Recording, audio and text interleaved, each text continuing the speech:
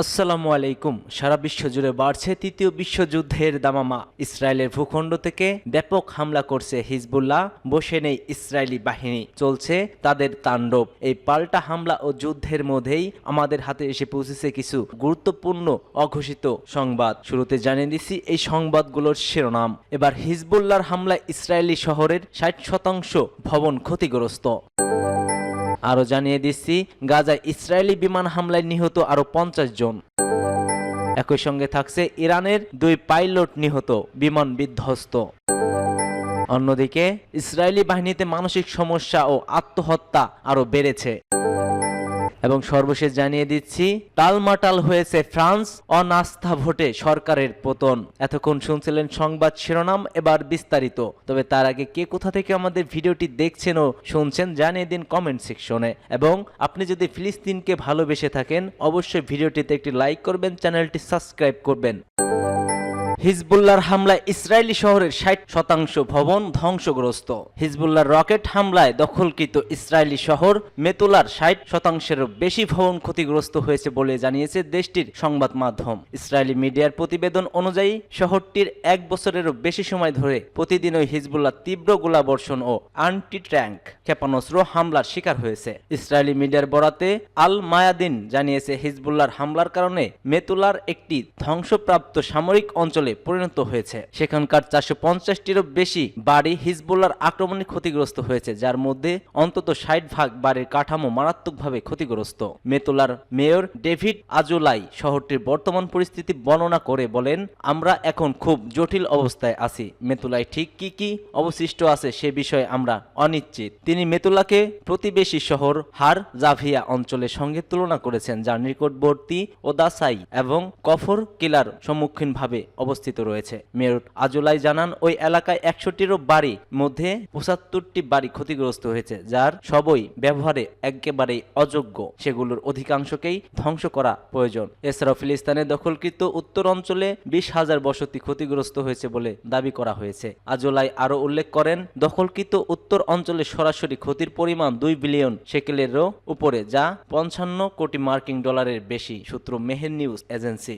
গাজায় ইসরায়েলি বিমান হামলায় নিহত আরও 50 জন। ফিলিস্তিনের অবরুদ্ধ গাজা ভূখণ্ডে ইসরায়েলি বর্বর হামলায় অন্তত 50 ফিলিস্তিনি নিহত হয়েছে। এর মধ্যে খান ইউনিসের আল মাওয়াসি তাবু ক্যাম্পে ইসরায়েলি হামলায় প্রাণ হারিয়েছে 20 জন, আহত হয়েছে আরও অনেক ফিলিস্তিনি। এক প্রতিবেদনে এই তথ্য জানিয়েছে সংবাদ মাধ্যম আল জাজিরা। প্রতিবেদনে বলা হয়েছে, গাজায় ইসরায়েলি বিমান হামলায় আরও অন্তত 50 ফিলিস্তিনি নিহত হয়েছে বলে ফিলিস্তিনি চিকিৎসকেরা জানিয়েছে। তারা বলছে, খান ইউনিসের কাছে আল মাওয়াসিতে একটি তাবু ক্যাম্পে ইসরায়েলি হামলায় কমপক্ষে আরও 20 জন নিহত হয়। ফিলিস্তিনি সিভিল ডিফেন্স জানিয়েছে, হামলায় বাস্তুচ্যুত পরিবারগুলোর বেশ কয়েকটি তাঁবুতে আগুন লেগে যায়। আল জাজিরার প্রতিনিধি হানি মাহমুদ মধ্যগাজার দের আল বালাহা থেকে জানিয়েছেন, বর্বর এই হামলায় মৃতের সংখ্যা আরও বাড়তে পারে বলে আশঙ্কা করা হচ্ছে। রোগীরা হাসপাতালে আছেন, তারা কেবলমাত্র চিকিৎসা সেবা, চিকিৎসা সংযম ঘাটতি এবং অপর্যাপ্ত চিকিৎসা কর্মীর কারণে তারা তাদের জীবন হারানোর আশঙ্কার মধ্যে রয়েছে। তিনি বলেন, এমন ঘটনা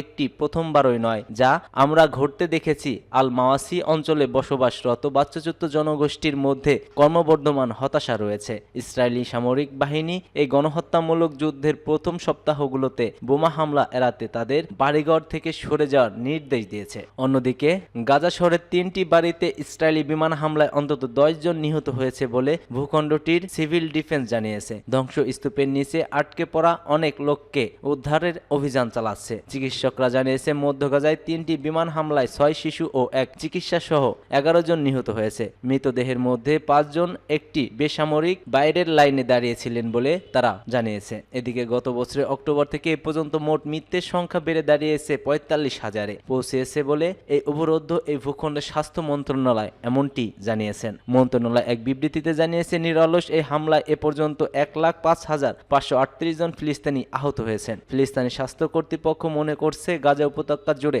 ধ্বংস হওয়া বাড়িঘর, ধ্বংসস্তূপের নিচে এখনো 10,000-এরও বেশি লোক নিখোঁজ রয়েছেন। মূলত গাজায় অবিলম্বে যুদ্ধবিরতির দাবি জানিয়েছে জাতিসংঘের নিরাপত্তা পরিষদের প্রস্তাব সত্ত্বেও ইসরায়েলি অবরুদ্ধ এই ভূখণ্ডে তার নৃশংস আক্রমণ অব্যাহত রেখেছেন। ইরানের প্রশিক্ষণ বিমান বিধ্বস্ত, 2 পাইলট নিহত।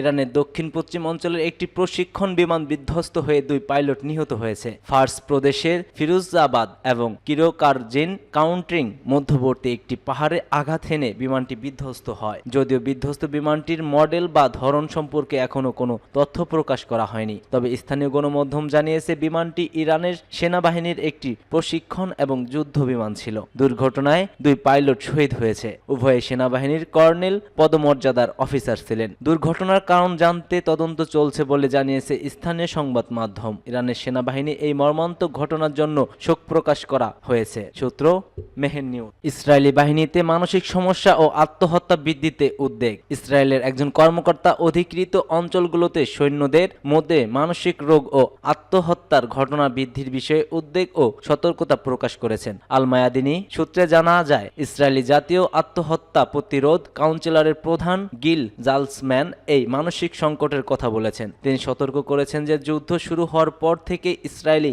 সামরিক বাহিনীর মধ্যে মানসিক রোগ এবং আত্মহত্যার ঘটনা আশঙ্কাজনকভাবে বেড়েছে। তিনি সতর্ক করেন, অধিকৃত অঞ্চলগুলোতে মানসিক স্বাস্থ্য কেন্দ্র এবং সংকট ব্যবস্থাপনা সংস্থাগুলোর রেফারেল গত বছরের 40% বৃদ্ধি পেয়েছে বলে এই সতর্কতায় জারি করা হয়। সাম্প্রতিক আত্মহত্যার ঘটনায় ইসরায়েলের পত্রিকা ইদিয়ত আহারোনত গত 22 নভেম্বর প্রকাশিত এক প্রতিবেদনে জানায়, গাজা যুদ্ধ থেকে ফেরা ইসরায়েলি সৈন্যদের মধ্যে আত্মহত্যার হার বৃদ্ধির বিষয়টি যুদ্ধের ফলে হওয়া উচিত গুরুত্বপূর্ণ মানসিক আঘাতের নির্দেশনা। প্রতিবেদনে আরো বলা হয়েছে, এই ঘটনা ইঙ্গিত দেয় যে গাজায় চলমান সংঘর্ষ এবং গণহত্যার কারণে ইসরায়েলি সৈন্যদের মানসিক স্বাস্থ্য কতটা ক্ষতিগ্রস্ত হয়েছে। গাজায় ইসরায়েলি বাহিনীর অভিযানে ব্যাপক মানব অধিকার লঙ্ঘনের অভিযোগ উঠেছে। সেখানে এ পর্যন্ত 45,000-এরও বেশি ফিলিস্তিনি হত্যা করা হয়েছে, যাদের মধ্যে অধিকাংশই নারী ও শিশু। বিশেষজ্ঞরা বলছে, এ ধরনের অভিযান শুধু যুদ্ধক্ষেত্রে নয়, বরং নিজস্ব বাহিনীর মধ্যেও গভীর মানসিক প্রভাব ফেলেছে। ইসরায়েলি অধিকৃত অঞ্চলগুলোতে মানসিক রোগের এই সংকট ইসরায়েলি প্রশাসনের জন্য নতুন এক চ্যালেঞ্জ হয়ে দাঁড়িয়েছে। তাদের সামরিক বাহিনীর সদস্যদের মানসিক স্বাস্থ্য রক্ষা এবং এই সংকটের সমাধানে কার্যকর পদক্ষেপ গ্রহণ এখন সময়ের দাবি। টালমাটাল ফ্রান্স, অনাস্থা ভোটে সরকারের পতন। ফ্রান্সের প্রধানমন্ত্রী মিশেল বার্নিয়ের অনাস্থা ভোটে হেরে যাওয়ার দেশটির সরকার একবারেই ভেঙে পড়েছে। ফ্রান্সের প্রেসিডেন্ট এমানুয়েল ম্যাক্রো বার্নিয়ারকে নিয়োগ দেওয়ার মাত্র 3 মাস পর তাকে এই পদ থেকে সরে যেতে হচ্ছে। দেশটির সংসদ সদস্যরা তার বিরুদ্ধে বিপুল ভোট দিয়েছেন। বিবিসির প্রতিবেদনে বলা হয়েছে, বার্নিয়ারের বিরুদ্ধে ভোট দেওয়ার এই প্রস্তাব প্রতিরক্ষা দলগুলো এনেছিল। এর কারণ, বার্নিয়ের বিতর্কিতভাবে বিশেষ ক্ষমতা ব্যবহার করে সংসদে বিনা ভোটে বাজেট পাশ করেছিলেন। ফ্রান্সের ইতিহাসে সংসদে অনাস্থা ভোটে হেরে যাওয়ার সরকার পতনের ঘটনা সর্বশেষ ঘটেছিল 1962 সালে। কয়েক দশক পরে দেশটিতে ফের এই পরিস্থিতি তৈরি হলো। এর মাধ্যমে দেশটিতে বিদ্যমান রাজনৈতিক অস্থিরতা আরো বাড়ল।